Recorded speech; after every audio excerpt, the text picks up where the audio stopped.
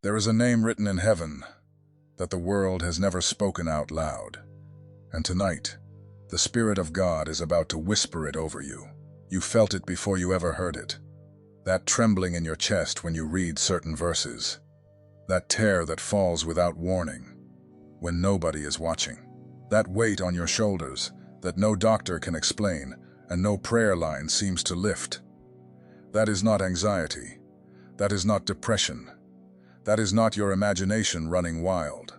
That is recognition. Because deep inside you, buried under years of confusion, betrayal, religious noise, and broken relationships, there is a seal. And that seal was placed on your forehead before you ever drew your first breath. The book of Revelation calls them the 144,000, sealed servants of the living God, hidden in the earth, walking among ordinary people, wearing ordinary faces, carrying an extraordinary assignment. And tonight, if you are still listening, that assignment is being activated. I want you to sit down for what I'm about to say. Take a breath. Because what is coming through this message is not a teaching. It is a summons. God has already decided you will depart soon. A divine encounter is coming, and nothing in your life will ever look the same again. Let me explain what I mean by depart, because the enemy will twist that word in your mind if I don't clarify it now. I am not talking about death. I am not talking about the rapture in some distant, cloudy future. I am talking about something that happens in the spirit first. A departure from the version of you that the world tried to manufacture. A separation from every false identity that was glued to your skin by people who never knew who you really were. A leaving behind of the fear, the apologizing, the shrinking, the second guessing. You are about to leave Egypt for the last time, and Pharaoh already knows it. Think about Moses for a second. 40 years tending sheep in the back of the desert, a man who once walked palaces, now walking dust. He thought God had forgotten him. He thought his story was over. He thought the assignment was buried somewhere between the sand and the silence. And then one ordinary afternoon, no warning, no announcement, a bush caught fire and refused to burn out. And the voice of God spoke his name. Twice. Moses. Moses. That is how God calls the chosen. He doesn't send a memo. He doesn't schedule it on your calendar. He interrupts you in the middle of feeding sheep that were never yours to feed in the first place. In the middle of a job that was always too small for your spirit. In the middle of a marriage that drained you, a friendship that betrayed you, a season that almost killed you. He shows up, and he calls your name, twice. If you are watching this video right now, I want you to understand something. You did not stumble onto this message. The algorithm did not bring you here. Your boredom did not bring you here. The Spirit of God brought you here, because heaven is calling your name twice, and the second one is louder than the first. Now let me tell you what the 144,000 actually means. Because the religious world has turned it into a denomination, a debate, a doctrine to argue about. But the Spirit of God reveals it as a company, a remnant, a hidden tribe of sealed ones who carry something the rest of the body of Christ has not yet been given access to. They are the ones who refused to bow when everyone else was bending the knee. They are the ones who kept their lamps full of oil when the wedding was delayed. They are the ones who heard the still small voice when the wind, the earthquake, and the fire passed by. They are not louder than other believers. They are not more gifted. They are not more impressive on the outside. But on the inside there is a fire that does not go out. And here is what most people miss. The 144,000 are not a future group of strangers. They are a present-day company, being awakened right now. And the awakening is happening in living rooms, in hospital chairs, in long drives home from jobs that nobody understands why you keep, in 3 a.m. wake-ups where you can't explain why you're crying.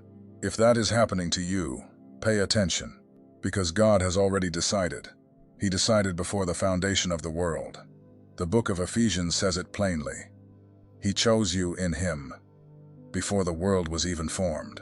That means your selection did not depend on your performance, your church background, your last sin, or your bank account. The choice was made in eternity, and eternity does not change its mind. You were chosen. You are chosen. You will always be chosen. The only question is, will you depart when he says depart? Let me tell you about Abraham. God came to him with 3 words that changed every generation that came after. Lech lecha. Go forth. Leave your country. Leave your kindred. Leave your father's house. Leave the familiar. Leave the comfortable. Leave the explanations. Leave behind the version of life that everyone around you accepted as normal. And Abraham left, not knowing where he was going, not having a 5-year plan, not having a savings account big enough to justify the move. He left because the voice was clearer than the circumstances. That is what God is asking of his chosen ones right now. He is whispering lech lecha into your spirit. And you keep asking him for the map. But he is not giving you the map. He is giving you the next step. And the next step is enough. Because here is what most people miss. The 144,000 are not led by GPS. They are led by glory. They do not move when it makes sense. They move when the cloud lifts. And the cloud is lifting. I want you to think about what has been happening in your life lately. The relationships that have gone strangely silent. The friends who used to call and don't anymore. The doors at work that suddenly closed without explanation. The opportunities that looked promising and then evaporated. The financial pressure that seems to be squeezing from every side. The dreams that have been waking you up at hours you didn't even know existed. That is not bad luck. That is divine repositioning. God is shaking everything that can be shaken so that what cannot be shaken will remain. He is removing the props you used to lean on so that you finally lean fully on him. He is closing the doors that were never going to take you to your assignment, so that the right door, the one with your name carved into it before time began, can finally swing open. Now listen to me. There are messages that pass through your eyes, and there are messages that pass through your spirit. If something in you recognized itself while watching, don't dismiss it. That is the Spirit confirming what was already written. My name is George. And the only reason I can speak this clearly to you is because I lived it. The long, dark seasons, the silent betrayals, the desert years where heaven seemed shut. And in that desert, God placed something in my hands that I now place in yours.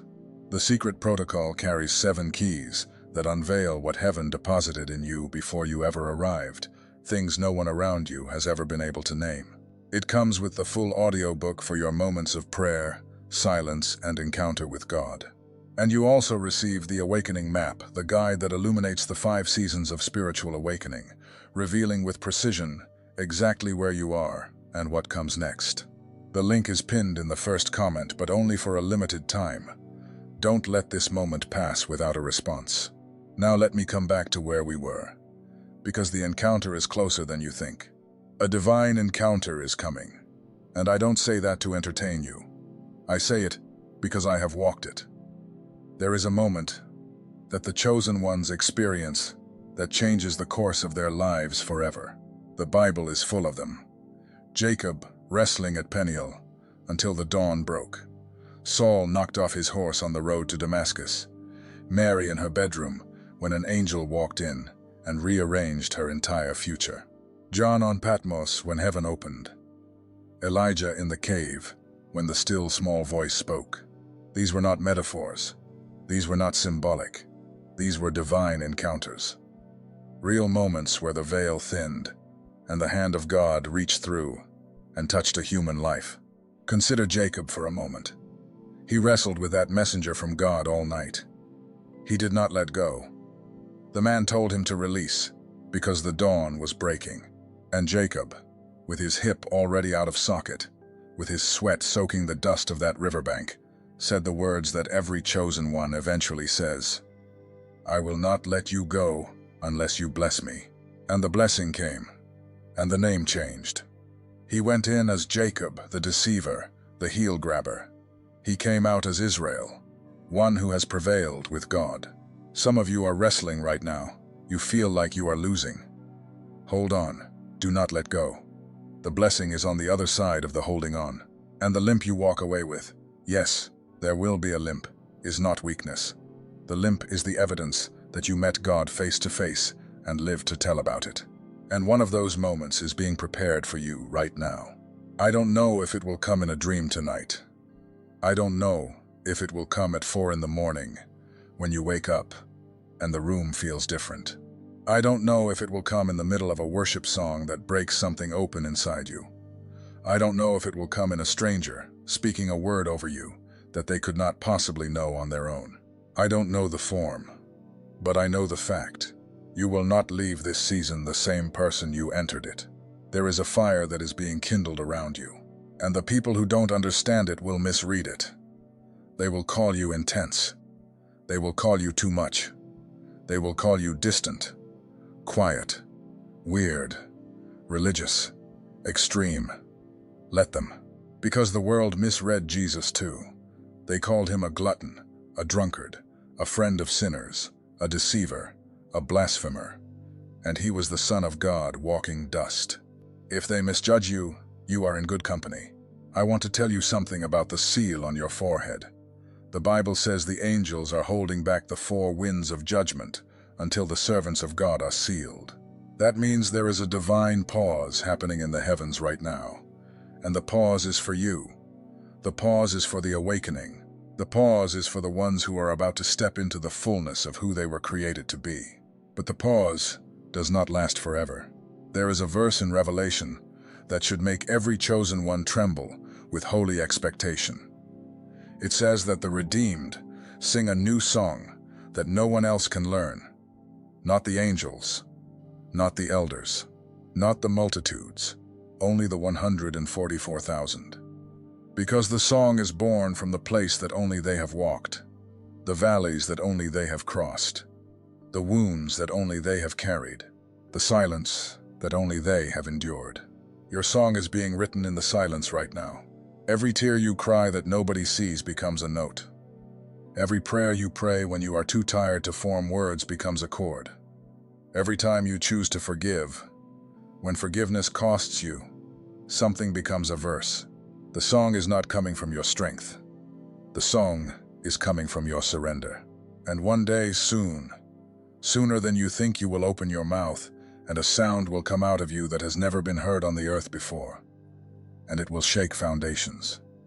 It will heal hearts. It will pull the lost into the kingdom. It will set captives free. Because the song was never about you. The song was always about the one who put it inside you before you were born. I want you to consider what God did with Joseph. Sold by his brothers, lied about by Potiphar's wife, forgotten in a prison for years. Every step looked like the opposite of his dream. Every season looked like the death of his calling. And then in one single morning, one moment, Pharaoh sent for him. They shaved him. They dressed him. They lifted him out of the pit and placed him at the right hand of the throne. By evening of that same day, the man who was forgotten was governing the most powerful nation on earth. That is how God moves with his chosen. Slowly, slowly, slowly, and then suddenly. You have lived through the slowly. You are about to live through the suddenly. Think about the years Joseph spent in that prison. Not weeks, not months, years. The cupbearer had promised to remember him, and then he walked out and forgot Joseph for 2 more years. 2 more years of waking up in a cell, watching the door stay shut. And yet when Pharaoh finally called, Joseph was ready. He stood in front of the throne and said something extraordinary. It is not in me. God will give Pharaoh peace. The years had not broken him. The pit had purified him. Some of you are in the prison phase right now, and you think God forgot. He didn't. He is teaching you to listen. Because the assignment ahead requires a quality of hearing that only the silent years produce. I know you have been tired. I know you have been disappointed by people you trusted. I know you have prayed prayers that seem to bounce off the ceiling. I know you have cried in cars in parking lots before going inside to face people who had no idea what you were carrying. I know there have been nights when you wondered if God had even noticed you were still down here. He noticed. He noticed every single one, And he counted every tear and put them in a bottle, the psalmist said. Not metaphorically, literally. Heaven has a record of your weeping, and every drop is being turned into a weapon for the assignment that is about to land in your hands. The chosen ones of the 144,000 are not chosen because they were the strongest. They are chosen because they kept showing up when the strongest had already quit. You kept showing up. You are still showing up. You showed up to this message tonight, and that means something. Now let me speak directly to the resistance you are feeling, because I know it is there. There is a part of you that wants to dismiss this, that wants to scroll past it, that wants to say, I am not that special. This is not for me. He is talking to somebody else. That voice is not your voice. That voice is the voice that has been keeping you small for years. That voice is the voice that whispered when you were a child that you were too much. That whispered in your teens that you were too sensitive. That whispered in your 20s that you were too late. That whispered in your 30s or 40s or beyond that you had missed your moment. That voice is a liar. And tonight is the night you stop letting it speak. Because heaven does not measure timing the way the earth does. With God, 1,000 years are like a day, which means the same God who used Moses at 80, Abraham at 100, Sarah at 90 to bring forth the promise, that same God is not late with you. Not by 1 second. Your departure is on schedule. Your encounter is on schedule. Your assignment is on schedule. And nothing the enemy throws at you in this final stretch will be able to delay what God has already sealed. Listen carefully. The departure is not a geographical move necessarily. Some of you will move physically different city, different country, different community. But for many of you, the departure is internal first. You are leaving behind a way of seeing yourself. You are leaving behind a way of relating to fear. You are leaving behind a way of negotiating with your calling, trying to make it smaller so other people would feel comfortable around you. That is over. The God who chose you did not choose a smaller version of you. He chose the whole thing. The fire, the boldness, the prophetic edge, the strange dreams, the deep compassion, the inability to fit in. He chose all of it. And now he is asking for all of it back. Will you give him all of it? Because here is the thing about the 144,000. They are not perfect.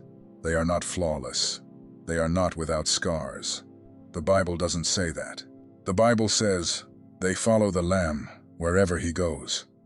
That is the qualifier. Not perfection. Direction. Not flawlessness. Followership. They go where he goes. They stop when he stops. They speak when he speaks. They are silent when he is silent. That is the seal on the forehead. It is not a tattoo. It is a tuning. They are tuned to his frequency. The world is on one channel. They are on another. And the channel they are on is broadcasting from the throne of God. If you have been feeling like you don't fit anywhere, congratulations. You are not supposed to. Square pegs don't fit in round holes. Eagles don't fit in chicken coops. Soldiers in active duty don't fit in retirement homes. You are not malfunctioning. You are operating correctly in a system that was never designed for you. Stop trying to fit. Start trying to fly.